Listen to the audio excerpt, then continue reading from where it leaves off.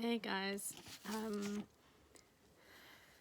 chances are very good that I'm going to be interrupted by children who want to play Lego, so please forgive me if that happens.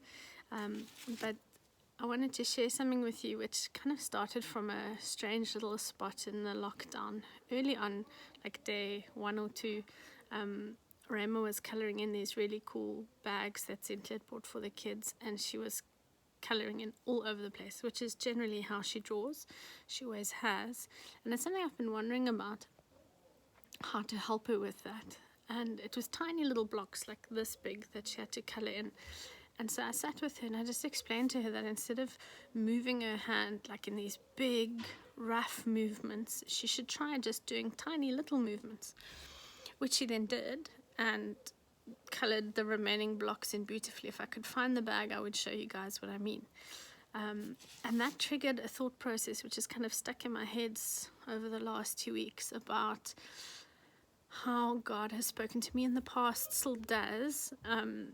In 1 Kings 19, it talks about Elijah standing in the cave and God's coming, and there's the wind and the earthquake, and then each time it says, but God was not in the big noisy stuff, and it says, and then there was a still small voice. And it feels to me like, in my life at least, that is how God has spoken to me most of the time. It's usually not huge and dramatic, it's small and quiet, and that combined with this mindset change that Rama had about the colouring in made me think about how often God has changed my direction slightly in something. And I don't know about you guys, but I'm sure you've also seen on social media people saying, oh, we need to make use of this time to become better versions of ourselves, or if you're not a different person by the time you come out of lockdown, you've wasted the time, which I don't think is necessarily true, because none of us are blank slates. We all have families, we all have habits, we have backgrounds, we have stories, things that God's already talking to us about. But I was thinking about how God can use small shifts in how we do things and how we think about things to create big change down the line. And there's this thing about 1 degree of change. So imagine we were walking from Stellenbosch, we were heading north, aiming for the North Pole. If instead of actually aiming for the North Pole, we were off, we changed our direction by just 1 degree here, which is not a lot.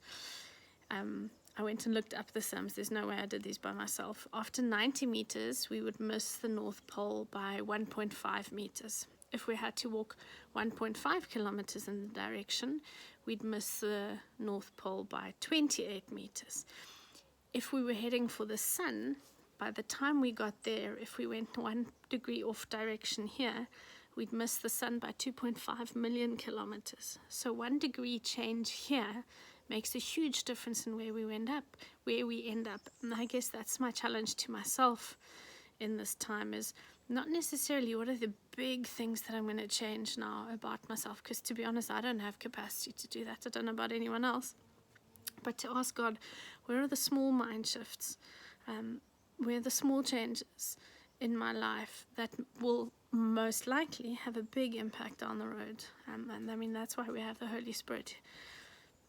He's the helper who walks us through these things. It's the still small voice that speaks to us about these things. In Colossians 2, it says, in Jesus are hidden all the treasures of wisdom and knowledge. And that's my encouragement to us, I guess, at the moment, is to go to God and say, what are the small changes that you want me to make now?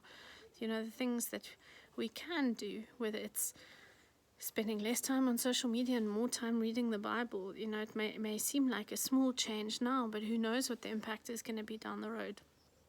So yes, that's my encouragement to you guys and to myself, is to go and ask God, what are the small changes that might just have a bigger impact than we can possibly imagine down the road. No Lego interruptions, look at that.